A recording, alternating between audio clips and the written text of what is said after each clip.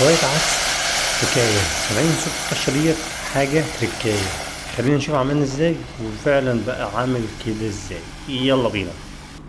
اول حاجه طبعا جبت حله ونزلت بميه مغليه وبعد كده غطيتها على ما تغلي شويه، لازم تغلي جامد كمان. بدات اقطع الخضار بتاعي اللي هو البطاطس، قطعتها سلايز كده كويس عشان خاطر تستوي معايا كويس. بعد كده بدات ان انا اقطع الجزر ارق حاجه خالص على قد ما اقدر، عايز اخليه ولا رفيع او تخين أوي عشان خاطر يستوي برضو معايا مع نفس سوى الخضار كله مع بعضه. بعد كده جبت بصلايه وقشرتها، بدات برضو كالعاده اقطعها سلايز زي ما انتم شايفين كده. جبت حبيتين طماطم وطبعا قطعتها اي تقطيعه، كده كده اي تقطيعه مش هتختلف عشان كل ده ينضرب في الخلاط. وبدات ان انا اجمعه في علبه واحده بالشكل ده. خليت الميه تغلي وبدات انزل بالخضار مره واحده بالشكل ده. غطيتها طبعا، وبعد ما غطيتها بدات ان انا خلاص جبت شويه عدس وصفيته وغسلته مره واتنين. بعد كده صفيته كويس وسبته يجيب ميه، وبعد كده نزلت بيه. بس قبل ما انزل بيه اتاكدت ازاي ان الخضار بتاعي استوى. جبت شويه جزر ولقيته فعلا ان هو بدا يستوي. ليه الجزر؟ عشان خاطر ده اشد خضار في الخضار اللي انا رميته في الميه. طبعا نزلت بالعدس وبعد كده بدات ان انا اقلب ده كله. حرفيا الحاجه دي لما نزلت بالعدس ما خدش معايا 5 دقايق بجد فعلا. وبعد كده بدات اقلبه. اهم حاجه بعد ما خلاص اتاكد ازاي ان العدس استوى، ابدا اشوف العدس لقيته غير اصفر خالص. كمان اجيب البطاطس اتك عليها بالشكل ده، لقيتها فعلا استوت، يبقى كده فعلا تمام. طبعا خلاص اشيله يبرد شويه على ما اجهز بقيه حاجه العدس. جبت شويه زيت ونزلت بالشعريه وبدات احمرها حلو قوي. اهم حاجه في العدس بالذات لازم نخلي الشعريه تحمر قوي، بس ما تبقاش محروقه، تبقى محمره جامد عشان خاطر ما تبقاش فاتحه او مبيضه في قلب العدس بالشكل ده. طبعا جبت عندي شويه ميه خل وهو ده التركيز. سامعين الصوت؟ ليه الصوت ده؟ عشان فعلا الخل بيخلي الشعريه ما تكلكعش في العدس وتظبط الكلام وتظبط ويدي طعم حلو. طبعا جبت طاسه وجبت توم وشوحت التوم قوي خليته يحمر يبقى لونه دهبي. نزلت بالكزبره وبعد كده بعد ما نزلت بالكزبره نزلت بسنه فلفل اسود. صراحه عمل ريحه جميله وبالذات مع الصوت ده.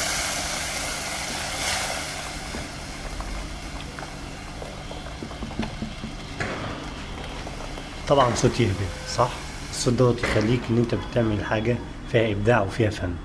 طبعا قلبته تقليبه وخليته يغلي شويه. بعد كده نزلت بالملح. بعد كده نزلت بمرقه الدجاج. طبعا ممكن تستغنى عن المرقه لان الخضار بيدي تستنجة حلوه قوي. بعد كده قلبت ده كله خليته ياخد برضه غلوه. بعد ما خليته ياخد غلوه لازم يبقى القوام بتاعه ولا خفيف قوي ولا تقيل قوي. وبدات انزل بالشعريه بالشكل ده واقلبها تقليبه كويس جدا.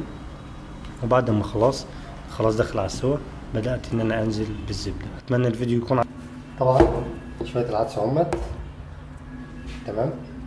حاجة يعني بصوا جميلة قوي، التستنج فيها حلو قوي.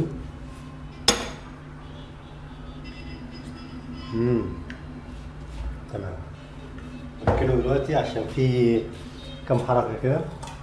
عندي العيش ده عيش بلدي عادي مش غالي، حاجة كده تيستنج. وفي نفس الوقت عيش بلدي اللي هو البلدي اللي هو بتاع المدعم بتاع الفطاير. ده الطبق اللي هعمل فيه. طبعا دول شوية مخلل انا اللي عاملهم بيتي. حلقة تانية بقول لكم على التفاصيل بتاعته.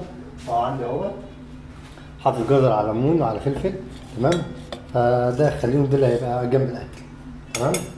وده الطبق اللي هنعمل فيه ليه العدس. ثانية واحدة. طبعا دي الطشة بتاعت التوم بتاعت العدس اهيت. يلا يا معلم، احلى شوية عدس. يا سلام يا سلام، ايه يا عم الحلاوة دي. حاجة يا جماعة بصراحة جميلة قوي والتيست بتاعها عالي. حاجة يعني بصوا، ولا تقول لي بقى ولا ضاحي ولا اي مطعم، احنا يا باشا الاساس، الباقي بص حاجة يعني بصوا جميلة جميلة جميلة جميلة. الطعم كمان بقى ما اقولكمش طعم حاجة كده. طبعا هنيجي بالعيش كده. طبعا يا جماعة شوية عدس لا يتحكى بيهم عامة يعني. بسم الله. حاجة فعلا جميل قوي. وده شوية العدس اللي انا عملتهم الزيادة، ده اللي انا هاكل بيه يعني على طول انا وواحد صاحبي. حاجة كده والتومة كده يا باشا، وبص والدقة بقى، بص حاجة ودن قطة.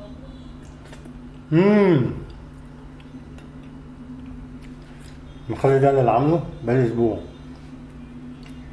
حاجة جميلة قوي. الاكل يا جماعة عبارة عن فن. لازم لما تيجي تبدأ في الاكل ابدع، وخلي الحاجة نفسها طالعة من ايدك حلوة جدا، حاجة جميلة قوي بجد. انا هقفل وهخليكوا وهكمل اكل بصراحة، عشان شوية العدس جميل قوي قوي قوي بصراحة. تيستنج عالي قوي، وحاجة كده وكده وكده وكده، حاجه جميله قوي. ولا تقول لي بقى ولا مطاعم ولا اكل شرقي ولا اكل غربي، احنا الاساس. اهم حاجه نصيحه مني، لما تيجي تعمل عدس او تيجي تبدع في اكل عامه تعمله حلو. العدس نصيحه مني ليك في العدس، ان انت تعمل لما تيجي تسلق الميه، تغلي يعني الميه، معلش معذره، لازم تنزل البطاطس والبصل والطماطم والجزر، تنزلهم كلهم ياخدوا يتسلقوا مع نفسهم. في ناس بتنزل العدس والجزر كده يتسلق مع بعض وخلاص، ما ممكن العدس يشيط منك، ممكن تحصل اي مشكله. لا، انت بترمي البصل، الخضار اللي احنا قلنا عليه دلوقتي، بصل بطاطس طماطم جزر، وترميهم في قلب الميه ويسيبهم عادي. ممكن تسيبهم وتنساهم، لو انت مش هتنساهم، بس لو نسيتهم مش هيحصل لهم حاجه، لانهم كده بيبقوا واخدين نسبه ميه اعلى. تمام. العدس بعد ما الخضار بيتسلق تقوم نازل بالعدس وتخليك واقف جنبه بالظبط 5 دقايق. 5 دقايق عدهم، اعملهم بالتايم اهوت. 5 دقايق مش هياخدوا معاك وقت. هتقلب العدس وكل ما تقلبه خلاص، وبعد ما يستوي هتقوم ضربه.